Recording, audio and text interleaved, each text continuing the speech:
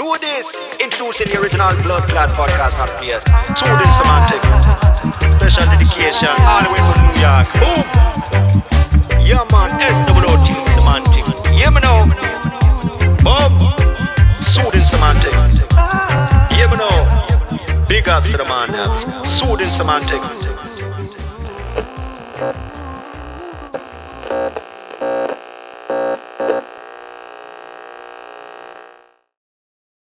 This is Soothing Semantics. I'm your host, Rafi Pinsky, and today we have Jose Morales. Do you go by Luis? Do you do Jose Luis, or what do you usually go by? Yeah, Jose Luis Morales.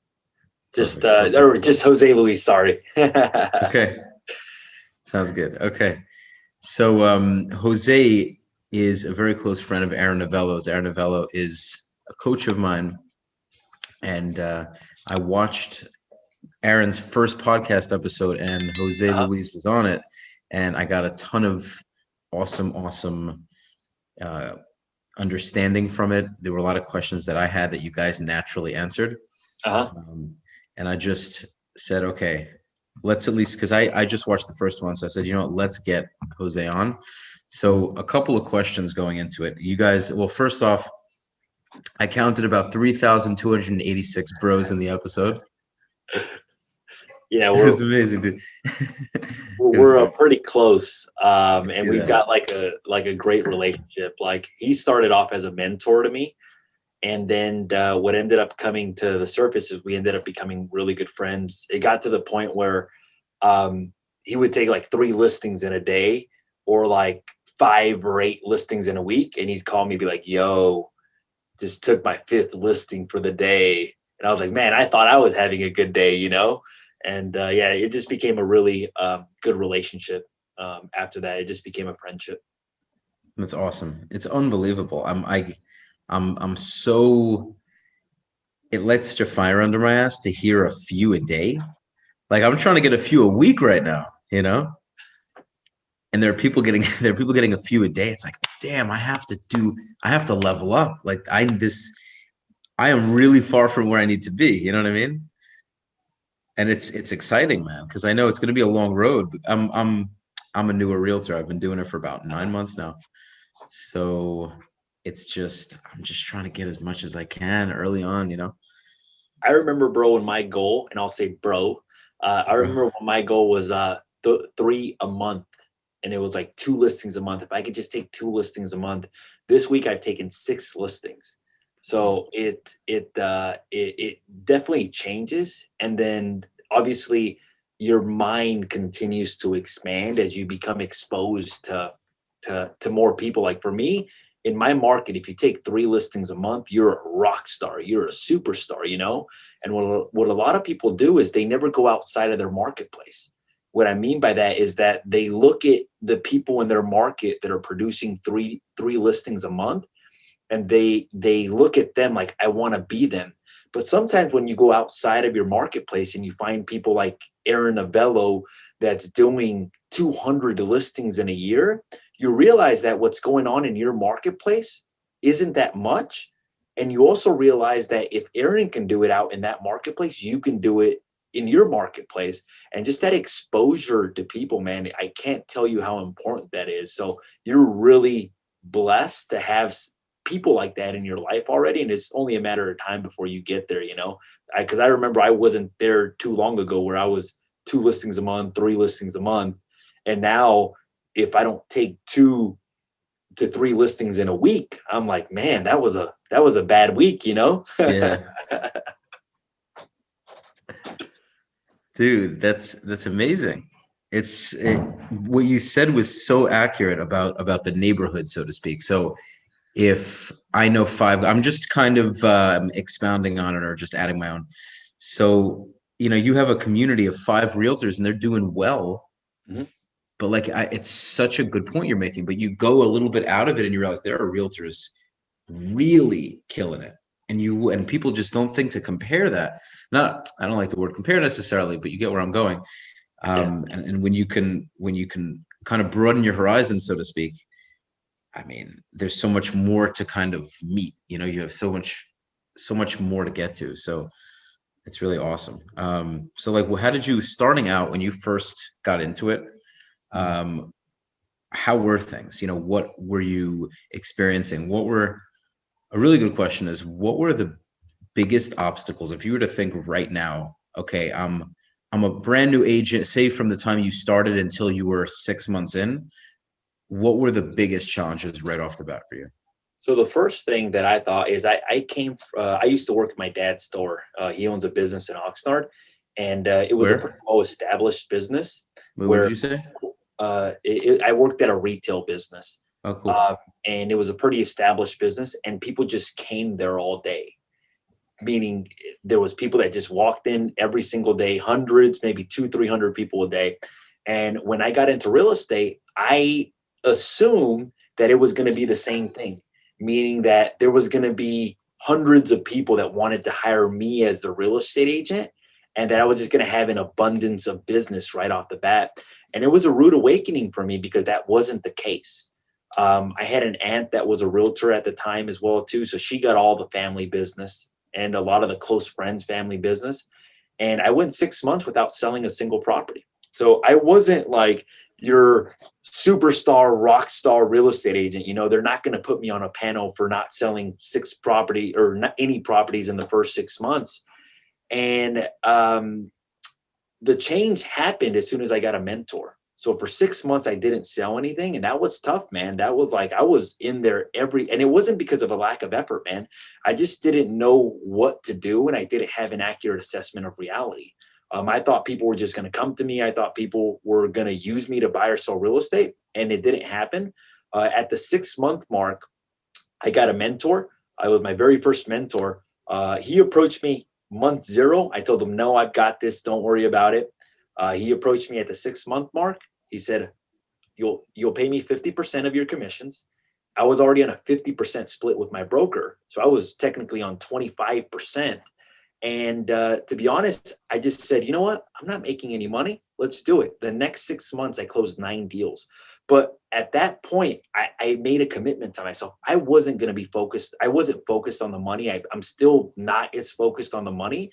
I'm more focused on the knowledge. So the stuff that I learned from him really gave me an edge. I remember right when I was around the 10 to 20 deal closed mark, just in my in my career, people would tell me that they couldn't believe I had only been in the business for a year, but it was because I learned that the more deals that you do, the more experience that you actually have, real life experience. And that gives you confidence. It gives you confidence to go out into the marketplace and really be able to explain to people, not something that you heard about, but something that you've actually experienced, So I started learning about 1031 exchanges. I started learning about buying multi-units. I started learning about first-time home buyer programs, FHA, conventional, down payment assistance. So I would talk to people and people were like, man, you really know what you're doing. But it was just because I started getting in the habit of doing a lot of deals. And then that confidence started projecting. So the first thing was assuming that the business was just going to come to me. That was a hurdle right there. The second thing, thinking that I can do it all by myself, thinking that I had it figured out and that I didn't need a mentor. That was probably mistake number 2.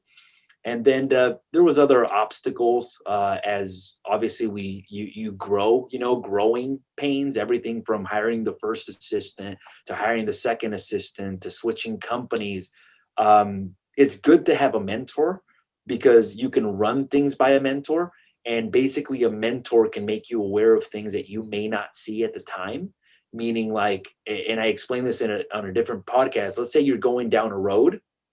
The mentor if it's a good mentor, they've been down that same road that you have, and they'll be able to tell you, watch out for the tiger on the right-hand side. Once you get to the 2-mile mark, there's going to be a dog on the left-hand side, make a right there, make a left. And they're able to guide you and almost just tell you. Because I remember Aaron, when I was at a point where my assistant quit, and I asked Aaron, and I said, it just wasn't working out. And that was like the second or third assistant that I had early on in my career. And then I asked Aaron, look, I'm about to marry my fiance. It's not for another year. Would you recommend for husband and wife to work together? And Aaron works with his wife. And he said, best decision you'll ever make. Because you get mixed feedback. Some people tell you don't do that, that it's going to ruin your relationship, to not work with your spouse. You hear all kinds of stuff. And I would think not, by the way. I don't know if it's a pretty big, you're taking a pretty big chance with it. I think you just really have to know each other, like really know yourselves and each other. Because is that what you do? Do you? No, so my wife's took over the assistant role, and my vision behind that was not that she was going to be my assistant forever. My vision behind that was that once we have kids, my wife can be a full-time mom. But the other vision behind it was that I wouldn't have to continue retraining people, meaning I was going to delegate it forever. So think about it this way. Let's say that my spouse came in and helped me in the business. So unless I get divorced, I'm not going to have to train anybody else. So I train my spouse to do everything from the listing management to the closing management. Now we hire somebody else. My wife trains that person. Let's say that person leaves. Guess who's in charge of the training? My wife is in charge of the training now instead of me. So what was happening whenever somebody would quit is I would have to take time away from production to retrain that person. So I wanted to make it so that I didn't have to take away time from production, and that my wife can do that, knowing that it was only something temporary, and that once we got to having kids, my wife can focus 100% on the kids versus having a 9-to-5 job. So it ended up being a good decision because I've never had to retrain another assistant ever since. My wife has retrained. Now we have an excellent manager at the office, and she takes care of all the training, which eliminated like peaks and valleys, like it eliminated me from having really great, and then your assistant gets overwhelmed, or for whatever reason it doesn't work out. Now you're having to spend 40, 80, 100 hours, 200 hours training that person. It made it so I never have to go back to that role because I don't like that role. That's not where my strength is at. My strength is out there going to meet people and basically helping them buy or sell real estate. So for me, it was a really good decision. May not be a good decision for everybody, but for me, it was probably one of the best decisions that I made. Plus, the year my wife joined, my income doubled. Really? Literally doubled, man. Because Wow. she just took so much stuff off my plate, and she had my best interest at heart. She cared about the business because obviously we're getting married. She saw this as an opportunity. Now we have one beautiful son. She's pregnant right now. Awesome. She never has to go to an office, never has to do anything like that. She still helps me with other stuff, but she's not like at your 9-to-5 job or handling client calls. That's a blessing, man. That's amazing. And it's just you guys put it together. You guys put in the work. That's so admirable, man. Yeah. I think that's actually very good. If you can make it work, that sounds awesome. Because for me also, I'm on the same page. I'm cool with my wife working or not working, but to have the option where she doesn't have to, that's incredible. So she can decide whether she wants to or not, as opposed to being forced to, where you guys have to do it to pay the bills. And yeah, that's a wonderful place to be. So for me, it's the not having to retrain other people over and over again, man. Because those 40, 80, 100 hours, man, if you're focused on production, those are brutal, man. Telling somebody like me to slow down and train somebody on the admin side is, man, it's yeah, I would not want to do that either. It's not. But you will. In order to get to the next level, at some point, do you have an assistant right now? So I got a TC, by the way. Aaron was the one who pressed me to do it. So, well, he didn't even have to press me. Here's what it was. I heard of a transaction coordinator. It was flying around the office, or I was hearing it in different videos I've watched. And I went around my office one day. This was maybe 2-3 months ago. I went around the office and I said, "Hey, do you use a TC?" They're like, "No." Most of them didn't. Most of the agents like, "Oh, I just like to be on top of my transactions." And yeah, I'm like, "Yeah, but isn't that taking away a lot of your time from actually prospecting and lead generating and selling real estate?" They're like, "No, it doesn't take so much time." So then I'm like, this doesn't make sense. There's no way that the big realtors are doing this. The big realtors are delegating. I'm like, I have to get someone else's advice. I'm like, Aaron. So I send him a DM, and I'm like, I honestly just told myself whatever he says, I'm going to do, like legitimately. So I send him a message and I'm like, do you recommend I hire a TC right now, even though I'm brand new? Even though I'm like fresh. He said, get one right now on every single transaction. He's like, you don't get paid doing your paperwork. He said, that's part of the 80%. Focus on the 20%, focus on what matters, focus on selling real estate, and the rest should be delegated. And I was just like, and the lesson there, bro, is you have to be careful who you get advice from, because yes, he if says you're it, yeah. getting advice from somebody that's selling 12 properties a year or 3 or 4 properties a year, you're getting the advice to be able to put yourself in a position to sell 10 to 12 properties a year. The cool thing about getting advice from somebody that's selling hundreds of properties a year is that he's going to help you get to that level a lot faster by giving you the same mental roadmap that allowed him to get to where he's at. So I think that's brilliant, and congratulations on obviously doing that. For sure. For Yeah. sure. But that's why I'm talking to you too, FYI, for my own selfish gain. 100%. No, I'm not going to sit. I get a free hour with you, man. Of course, man. Listen, I'm happy I'll to take do it. I mean, listen, nothing's free, right? But like in the sense where, but yeah, I'm, by the way, I'm a New Yorker, so there are going to be times where the filters just, where it just isn't there. Yeah.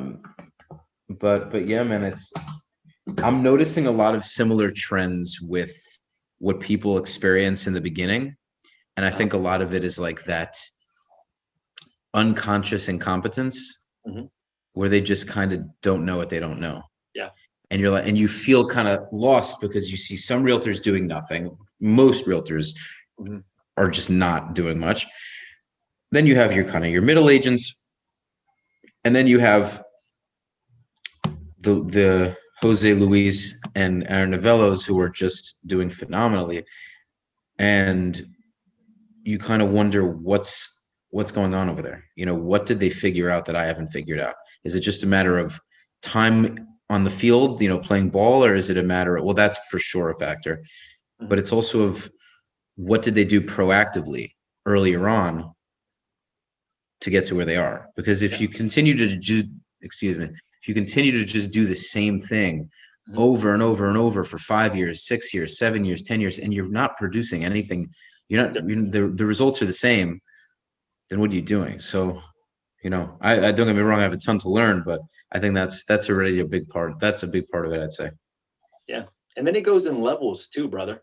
Like, for example, like I've been producing over 100 deals for the last 4 years, but I was stuck on that same trend of doing the same thing over and over and expecting a different result. So I've been stuck at 100, which is not a bad place to be stuck. Like, poor me, I've been stuck at 100 homes making figures, poor Jose, but there's different levels to it. And in order to get to the next level, you have to get access to new information as well too that will help you get to that next level, because there's levels above me, there's levels above Aaron, and I think that's the stage where I'm at now, that now I'm focused, okay, how do I get to the next level? The next level would be 200-300 homes a year.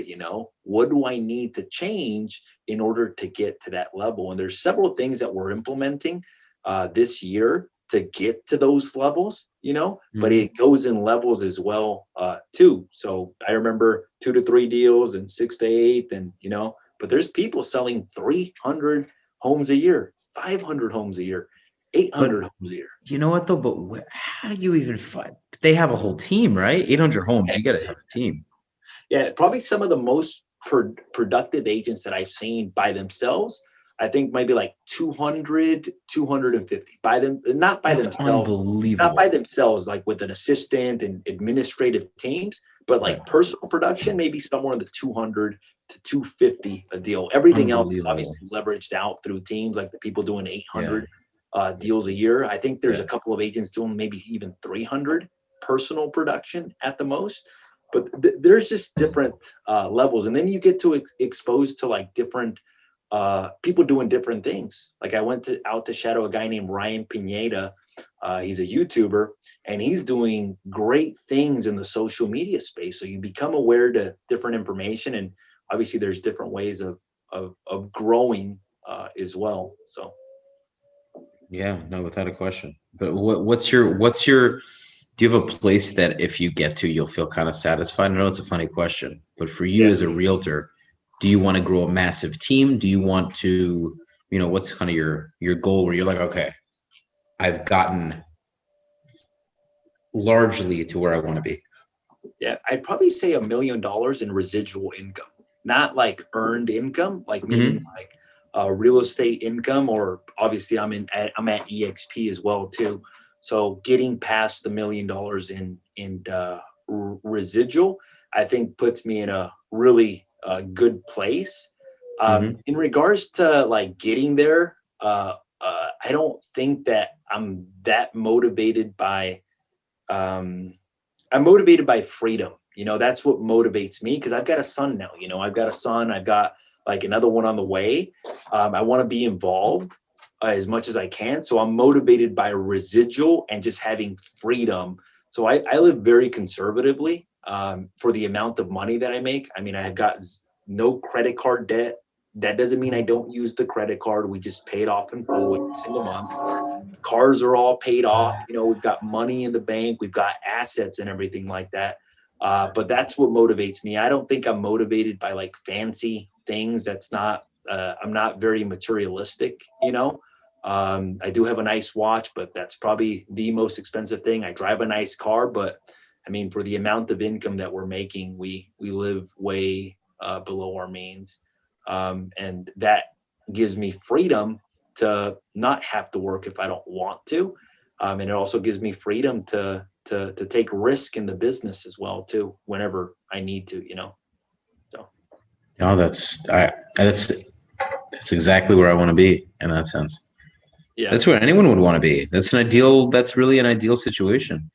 But obviously how do you get there? You get there through a very difficult and long process, as you know. And you've already experienced a nice amount of that, I'd say. Not speaking for you, but it gets easier. It gets right. easier as you figure out what to say, how to say it. Because I remember, like, you probably don't know about me, but my first year that I started going after listings, I probably went on like 100 presentations, and maybe I took like 5 of them out of 100, Mm-hmm. and I just kept hitting my head, and people would tell me I need to think about it. I would try different things at the presentation, and it just wasn't working for me. People would say, "Oh, you got to close, you got to continue closing them," but I wasn't really listening to what they really wanted. Mm-hmm. And my value propositions weren't in line like they are now. So the reason I bring that up is just now I go on 10 presentations, I get 8.5 to 9 of those presentations. So in that sense, it gets a lot easier. Wow. Where you're going on a presentation and now that you've got the confidence that you're going to get it, For you, real quick, we have a different part. Our confidence in real estate is in a different point right now. Uh-huh. Like, I'm extremely confident I really believe I'm going to get there. But for me, when I go on a listing appointment, I don't go into it knowing like this is getting signed. I try to tell it to myself, but there's always a bit of insecurity in the back where it's like, I don't have that experience of doing it enough yet, where it's like, you know what I'm saying? So a lot of it is I have to definitely get better at the presentations and how to really bring value to the table. Yeah. I'm happy to help in any way that I can, just an FYI. So you're the man. I hope we can work. You're in California, right? Yeah, of course. Okay. Which part? Ventura. So it's like Southern California, in between LA and Santa Barbara, right in the middle. Oh, okay. Okay, cool. Yeah. So definitely if we have some transactions to do, I mean, obviously you have people, but hopefully that'd be wonderful at some point. Yeah, man. Hopefully, yeah. So now that we covered how things were in the beginning, what you've had to struggle through and figure out as time went on, I mean, I'm trying to think about something that won't take like 2 hours to, because dude, I could have this conversation all day, honestly. There's so much to talk about. It's funny. Aaron always likes to talk about how listings are where the skill is. And he talks about Zillow and how they're taking all the buyer agents away. They're kind of making it obsolete now, where these companies will start to pay buyer's agents a salary. Yeah. And it's just so much. There are very few realtors I come across that are just listing agents. Mm-hmm. Not very rare. Very, very rare. Thoroughbreds. I'm kidding. Right? It's true though, man. It's true. It's very rare. And it's funny because I even see a lot of realtors that have been in the business a lot longer than me doing rentals. And I've been stopping with it. I turned out a bunch of them, like very small, but in the beginning I was taking them. They were like, 1,800, 2K, whatever it was. And then I'm like, okay, so I'll make a little bit of money, but this is such short-term thinking. All that time I'm going to be spending hours out of my day for the next 2 weeks trying to find this property. That's 2 weeks I'm missing out on potentially working with a $600,000 house. And I'm like, this is just small-minded thinking. I'm prolonging this. It's going to take longer and longer and longer. And then I just eventually, so once I got one transaction to go through, a nice size transaction, I said, okay, that's it. This is going to hold me over. I'm fine. This is going to work. And that's it. Yeah. I think sometimes to get to the next level, there's something you have to let go, like even I meet a lot of agents, and the reason they're not able to become only listing agents is because they're still working with buyers, So sometimes you have to let something go in order to get to the next level. I remember when I made the decision that I wasn't going to service buyers anymore. I hired my sister as a buyer's agent. And basically, a lot of agents, I noticed that when they make this transition, they cherry pick the buyers. What I mean by that is that they give all the leads that may close or may not close to their buyer's agent, and then they cherry pick the best ones, and that's the ones that they close. So whenever I hired a buyer's agent, I said, I'm not going to do that. I'm just going to give every single buyer lead. And it was like, some of them would only see one house and their offer would accept it, so it would be super easy for me to justify going out on that one appointment and selling that one house. Right. But I remember making that decision, and I said, look, if I'm going to get paid, it's going to be based on the listing side. And I've given this advice to other agents in my marketplace. They tell me, Jose, Luis, I want to become a listing agent. I said, well, what percentage of your business is buyers and sellers? What if I told you had to give away every single buyer, not cherry pick the best ones, but give them away to a buyer's agent? That way you can focus 100% on taking listings. And a lot of them have trouble letting go of that. They have trouble because it's that certainty. And there's always that fear in the back of your head that, like, can I do it? Can I survive strictly off of this? And I remember the first month I was just like, oh my God, like I've got no buyers anymore, and just forcing myself to stay on the telephone and basically generate listings. But it's the same situation, just a different perspective or a different situation, but it's the same thing. You have to let go of something in order to get to the next level. And it's just different things at different levels that you have to let go of, This is giving me so much to ask. So first question is, now that I'm like I said, I'm still newer, and I don't feel I have that experience to get the listings. It's like a funny thing. It's because you can look at it from one side and say, well, just cut out the buyers right now and just double down on listings. Stay, just study, practice. That's probably the right way to do it. But for me, it's like, I want to get some close transactions under my belt. So I feel like you'd have opposing views to this. You'd have people that would say, yeah, just, close the buyers and the sellers right now. Over time, you'll get more confident with the listings, and you can kind of gradually drift over to the listing side. And then you might have more like, gung-ho, balls to the wall people that are like, no, don't prolong this. Like the same that you quit rentals. You're not doing that. Yeah. Well, I mean, if they're pricey rentals, different story. If it's an expensive listing rental, if it's, it depends on what it is. Depends if it's just worth the time, really. But now, what would you suggest? Would you suggest that I just get some things close to kind of build that credibility and that confidence? Or do you think it's like, no, get to that listing site as soon as possible? Well, I think it just depends on your comfort level. So one of the benefits of keeping my expenses low for a really long time and having cash flow coming in was that I was able to take certain risk in my business. What I mean by that is that I had the luxury of having very low expenses where if I didn't close something in a month, I was okay with it because I didn't have these high expenses. A lot of agents have these really high expenses, so they need the income in order to survive. Therefore, they can't make that commitment. I would never say don't do anything with those buyers, but you can either structure it different ways. You can either say, okay, I'm only going to work with X amount of buyers or buyers that are in this price point, or set like certain standards, for yourself, so that if you are working with a buyer, it's very efficient, meaning you're not working with a buyer that you're going to show 30, 40, 50 homes to. Maybe you're only working with somebody that has very realistic expectations, that has a decent amount of money as a down payment, and basically is a good human being, meaning he's not like a freaking troublemaker or somebody to drive you crazy. So you can either do it two ways. One, set certain criteria for yourself, or two, at some point get a buyer's agent, but you have to have leads to be able to feed to them. Otherwise, it doesn't make sense to have a buyer's agent just for the sake of having a buyer's agent. So at that point, I was probably doing maybe about 20 buyers, and a lot of them were coming to me.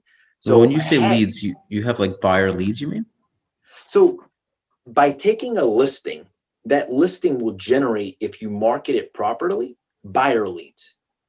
And those are the leads that you can pass on to somebody to be able to close. Not only that, but you're passing along your sphere of influence leads, people that know you, like you, and trust you. You're passing those along, because it doesn't make sense to have a buyer's agent unless you can actually get them to survive, meaning, or not to survive, to actually make a good living. Not to survive, to make a really good living. It has to be worth their while because they're on a split with you. And that's what I did. I basically had buyers that were being referred to me, but by taking a listing, you have leads that are coming in from Zillow without paid advertisement. Just some of them come to the listing agent, Realtor.com, Redfin. You've got sign calls. If you're marketing it on social media, you've got people inquiring on there. If you're marketing it on Craigslist, you've got people inquiring on it. So the best marketing plan is take a listing, tell people that you took a listing, sell the listing, tell people that you sold it. Right. So by whenever you take a listing, it generates. So I do very little buyer advertising. I advertise the listings that I'm marketing, which that's what I'm supposed to do. And that generates buyer leads. And then we have certain systems in place. So I'll give you an example of a system. So whenever somebody calls on a for sale sign, the phone calls don't come to me. It comes in through a call routing system that gets dispersed to the buyer's agents. And those calls all of them are recorded, and they go to them. And those are basically buyer leads that they're receiving. And occasionally we'll get a couple sellers that call in, and those will come back to us. But that's a system that's in place where I'm not answering those phone calls, and I'm not cherry picking any of the buyers. They go straight to them. They can close them. Great. Happy. But that's business that is coming to them, That's such a good point. You're kind of automating it in a way. Like, you don't have to personally be involved in any of the things that don't make you, well, I wouldn't say don't make you money, but you're doing exactly what you need to do, and everything else is being taken care of. And that's so important. Yeah. For me, it's definitely a question of making sure it's not over leveraging me. I definitely have, thank God I have 3 deals under contract right now, which is nice. Awesome. And I just have to wrap them up. But it's just, 2 of them are buyers, one's a listing. I need to keep that listing going. So I'm really taking a lot of this in, because there's this, I'm antsy to do all of these things now, but they're additional expenses, So the TC is fine. You know, you can generally put that into the contract. Yeah. And there is, I mean, there's just so much, there's so many other things. Virtual assistant, paying for, you can pay for somebody to do all of that work for you. Yeah. But these are expenses. These are things that are not necessarily easy to do right off the bat or to jump into. So, but having you and Aaron kind of describe it, Aaron brought up hitting a plateau and he needed to hire somebody. He realized that things weren't they weren't changing. So he hired someone for about 30, 40 a year, and he made 150 from that. So when I heard that, I said, this is a no-brainer. I have this with my podcast. I don't edit my episodes. I have someone to do it for me. So with Zoom, it's a lot easier. It isn't as difficult, but even so, if he wants to put in some sort of video, if he wants to edit something, any kind of special effect, music, graphics, I'm not good at that. I don't have any interest in being good at it. It's not a strong suit for me. I'd rather focus on the conversation, getting the right guests, deciding what to talk about, brainstorming the editing. But I delegate it to him, and this way I can just focus on this. And I realizing that right away was, without question, it taught me so much about business in general. And I have to take that exact same mindset and put it into real estate. Yeah. And that's the right approach, because you don't want to get good at the editing. And have you ever heard of the concept called opportunity cost? Have you ever heard of that? Opportunity cost? Yeah. No, go on. I must have. For your time. So basically anything that is anything that you can pay somebody to do it for less than what your time is worth, delegate it, So like, for example, I would never mow my own lawn, or I would never change my own oil. Not saying that I can't, or I would never wash my own car, because I can pay somebody $10, $20, $30 an hour. My time's worth maybe $200 an hour or $300 an hour, So it just comes down to knowing. And if you're not there at making $100, $200 an hour, think about it. How much do you want to make? And whatever you want to make, you've got to delegate everything else that is worth. I already act this way. I can proudly say I already have this in place mentally. Awesome. I do 100%. Which is awesome. Yeah, I already mentally have it for sure. Other people, Yeah, dude. I you know what I think it is more than anything? I think it's the self-doubt of the person doesn't perceive themselves as worthy of that. Meaning, I'm not a $200 an hour guy, or I'm not a $200 an hour. I'm not a $200 an hour gal. And you mentally put a wall there and say, delegate something, have someone pay to wash my car. Aaron talks about this. I'm a middle-class person. I'm a, DIY kind of person. I can clean the floor. It becomes like this. I'm going to do it myself person. There's pride in that, but you're not going to become wealthy from that. So you can be all proud of it, because I grew up that way. So it really speaks to me. Can I tell you? It's not gonna, huh? They think that they're actually saving money. It's so true, dude. It's such they actually think that they're saving money. So like, right. If they look at it like, I tell you this because I have agents on my team, and I had an agent that would drive to Oxnard, which is like 15, 20 minutes away, because the gym was like $10 cheaper a month. And he thought he was saving money. But what a lot of people don't factor in is their time in that calculation. They're just like, okay, like over here, it's $10 cheaper, but they're not factoring the 20 minutes that he has to drive there, the 20 minutes that he has to drive back. If you factor in your time, a lot of times you're not saving money. You're actually losing money because your time has a certain value. And a lot of people don't, whenever they do this calculation, they don't factor in their time. Why would I go pay $50 to get my oil change when I could change it? It's going to take me an hour. Well, by doing that, you're saying that your time is not worth more than $50 an hour, or you're not factoring in your time and the opportunity cost, because you could invest that time producing more business. And it's the same thing with a TC. A lot of them, it's not because they want to be in control of their file, is because they think it's cheaper them doing it, but they're not factoring in the opportunity cost for their time, that if they actually focused on income producing activities, they can actually produce more. Yes. It's such a beautiful epiphany because, like I said, man, I grew up completely that way. I grew up doing everything, I had to do everything by myself. It's such a mindset shift, and it to focus on making money. Saving money is important. Investing money is key.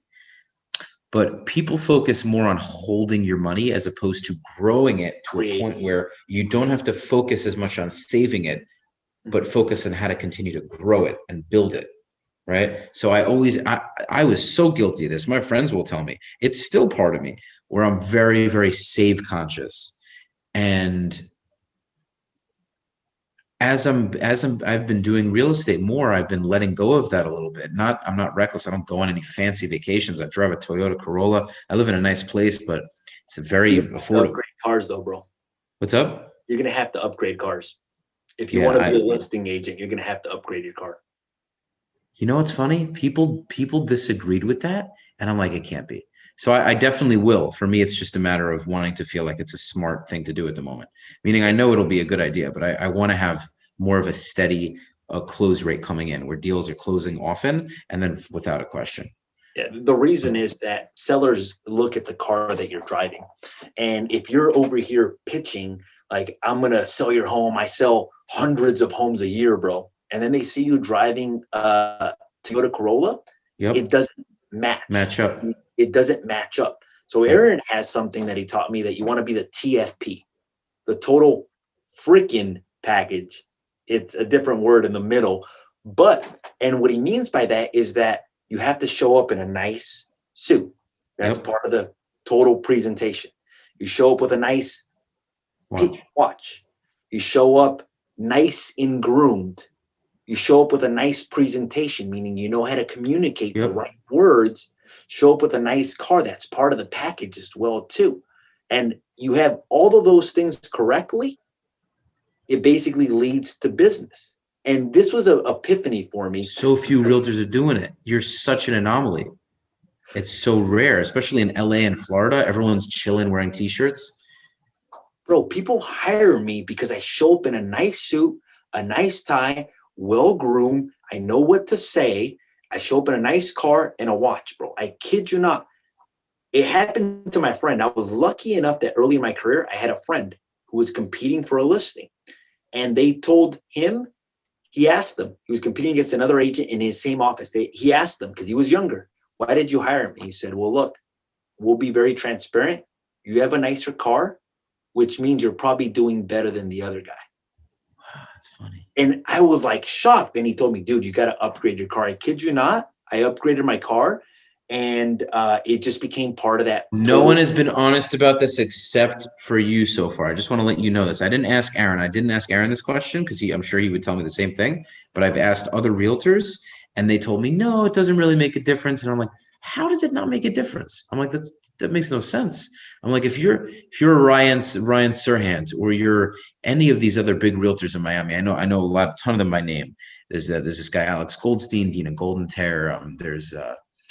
I'm mentioning them because I'm kind of manifesting when they're going to come onto my podcast, because they will, and it's going to be fun when we talk about it. But I mean, they are doing phenomenally, like nuts, dude. They're selling, especially her. I mean, he's doing amazing. They drive nice cars too, right? But of course they do, man. Of course they do. She's selling, dude. She sells so much real estate. 350. I think she sold 350 million in 2020. Bro, it's like crazy, man. And people talk about women killing it in business. I mean, man, she is killing it, dude. Like, that's 25 million, 16 million, 22 million, 35, just closing them like this, dude. It's like, wow, it's so admirable, man. I'll give you another tip, man. So, like, you can drive what appears to be a nice car on a decent budget. Meaning, like, I'll give you an example. Like an Acura TLX. I would go Mercedes, right? Or I would go Mercedes. I'm an Audi guy. I would still go Mercedes. Mercedes, for some reason, in the eyes of the consumer, has like this elegance luxury.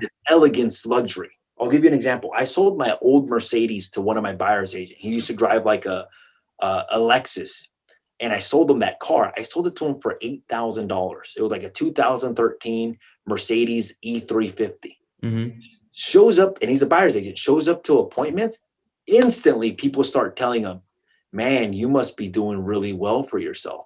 Man, real estate must be doing good for you, which means that they're paying attention to it. The first day they start making comments like that to him, little do they know that was an $8,000 car that he bought off me used, but the appearance was like, oh my God, that must be a really expensive car. You're the first guy that's been honest about this, Jose. Honestly, bro. Like, I'm sure there are plenty of realtors that would say this, but I think for me, they all know it's true, but didn't want to deter me. I think maybe that's what it was. They kind of went, don't worry about it. Like, don't let it kind of get to you. Do what you got to do with it. You know what I'm saying? I think maybe that was the motive, as opposed to like, you're not without spending a lot of money, man. You can buy a nice like E350, like 2014, 2015 E350 Mercedes for like $16,000, $17,000, man. Right. I know a couple of agents on my team that have bought that. And then, you can't buy a brand new Honda Civic for $16,000, $17,000, but right. The appearance is completely different, man. I'm not kidding. I promise you. Like it's a big, big difference. People are going to start saying, man, you must be doing well. And you're going to be like, yep, we are. But you've been conservative, that's a conservative way. What do you have? What kind of Benz do you have? So I have a 2017 E300. I bought it last year. It was $37,000 cash. So I paid it off just because, most of the debt that I have is all real estate related debt. Okay. And I don't know. I just wanted to do it. I get angry whenever I have stuff like that. But here's an honest question, bro. Mm-hmm. If you're willing to answer it. Of course. How much of a percentage of your money was that car? Was it a large percentage of your income? Oh, it's tiny, bro. It's tiny. So my team grosses $1.5 million to 1.7 a year. I probably keep, and I'll be pretty transparent, like 40% of that in my pocket. So it's a very small percentage of what I make. Yeah, that's a very small percentage. And that's not counting any like real estate income that I have. So I own $12 million worth of real estate. I own 57 doors. That's not counting any of the residual that I have off the real estate coming in. That's just my earned income from what I do selling real estate. That's not counting phenomenal, any of the man. that we have, Wow, dude, I'm honestly, I have a fire under my ass. Dude, there's so much. I'm just so grateful for that, dude. I'm so grateful for this podcast that I was able to. Well, I gotta turn on some light. 1 second. It's all good, brother. I just want to have a little bit more lighting. Should be a little bit better, I think.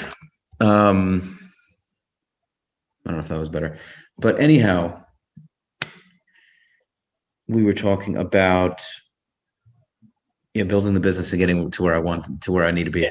Yeah, dude, the car is definitely a thing. I'm a big Audi fan. Truthfully, I also love a black Porsche is also a big enjoyment. I'm telling you, Mercedes have like this like expensive. Yeah, I don't know, man. I definitely like how they look, but for some reason it's not my go-to. It's definitely not my go-to. I wanted to actually, can I tell you what I wanted? Whenever I made this decision, I wanted a BMW M3 or even an M5. That's what I wanted. Right. But I went through the same thing that you're going through. And I asked people, I said, hey, look, if somebody shows up in this car or this car, which one do you think is more expensive? And a lot of the times they said the Mercedes. And you got to think about it, who your customer is, like a lot of my customers, because I'm a seller's agent, are older gentlemen, and in the eyes of older couples, in the eyes of the older couples, for some reason, Mercedes has this. I already see it. I already see it in my head. It's the way it's built. It's just the design of the car. It doesn't have that muscly kind of engine like an M3, where an M3 is kind of like, okay, you show up in a suit, but you kind of have more of that. You have more of that douchey kind of thing. It's more of class, like, bro. it's more of like, yo, what's going on? I'm gonna sell you a house, as opposed to being like, hello, sir, good afternoon. There's a totally different demeanor it gives off. I'm telling you, bro, I wanted an M3. I promise you, I wanted an M3, and I went through the same thing, and I'm so glad I went with the Mercedes. For business, I'll have the Mercedes. Now, if I want a fun car for myself, I can get the Audi, or I can get the M3 or whatever I want. My dream car is actually, I have a 67 Camaro, and that's my fun car, you know? That's my fun car, basically. It's dope, dude. Yeah. Yeah, no, I do like cars though. I do like cars. I do. Yeah. I think Porsches are nice too, man. I hear what it's different. It might not be a Mercedes, but it's if anything, it's looked at kind of a class above price. So, yeah. I mean, depends on the class, but a Porsche they have the sportier versions, but if it's a nice crisp black Porsche or even a white one, it also has a classiness to it for sure. Especially in Miami. I think it works very well in Miami. I agree. So, Porsche is good. Audi, BMW, I'd go with the Mercedes. Porsche, I think you would still it would do very well. I think the Porsche would. If I had to pick between Audi and BMW, it would be Mercedes or Porsche, either one. Right, for sure. Yeah, I love dude. I see them driving around, and I'm like, that's such my kind of car. I really just like. It's such a sleek. It's such a sexy car, dude. Yeah, it's awesome. All of the models are just really nice. Don't go based on what you want. Go based on what's going to make the best impression towards the consumer, because ultimately it's part of the package. It's part of the presentation. I hear you, but you're also going to have different kinds of people. Meaning, if you're driving a nicer car, you're hoping to get into that nicer market.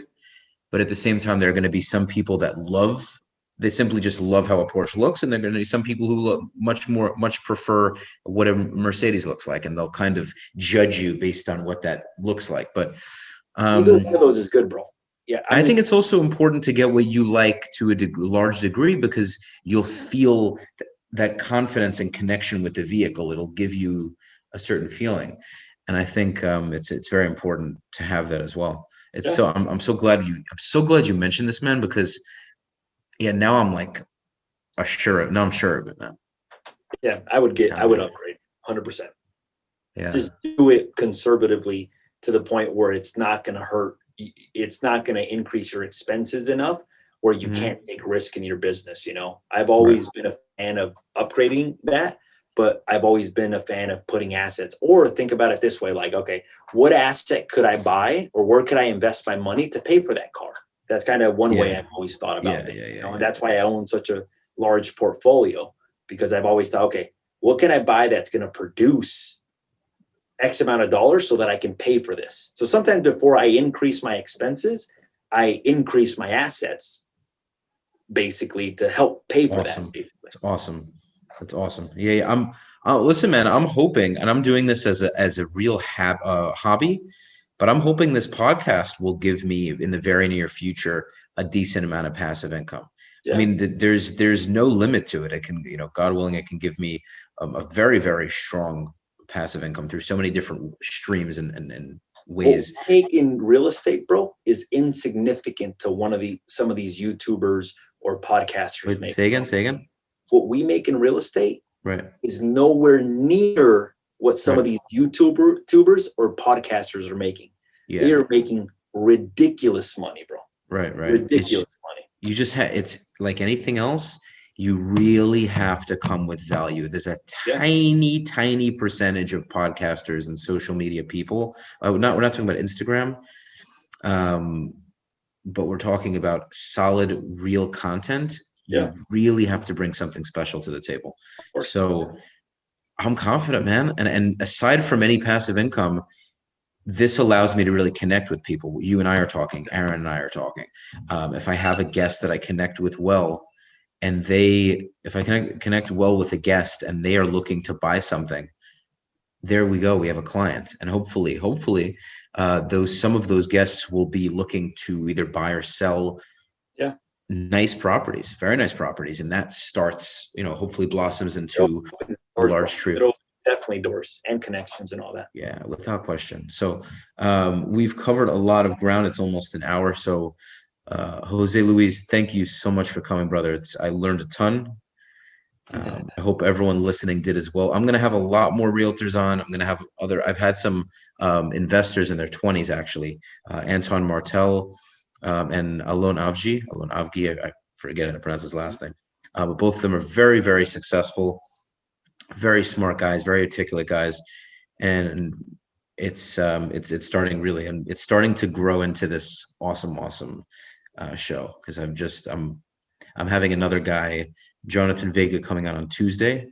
He's a young guy. I'm not sure how old he is, maybe a little older or younger than me, but he is doing very well from what I see. And he's a character. Dude's a character. He's very funny on social media, very active. He's got his own flavor and personality. So I'm going to throw some clips when I do the episode with him on Tuesday. I'm going to put some edits in there and show some of the funny things he does. Awesome. But yeah, man, thank you so much for coming, and looking forward to talking to you. Likewise, bro. Anything I can do to help, just let me know. You have obviously my information, so happy. Thanks for having me on. And if I could help anybody on the show, just look us up on social media, and we're happy to help in any way that we can. Sure. I'm going to drop all the links to your Instagram and everything else so people can check it out. Awesome, brother. Thank you so much. Great talking to you, man. Take care, man. Peace. Bye. Bye.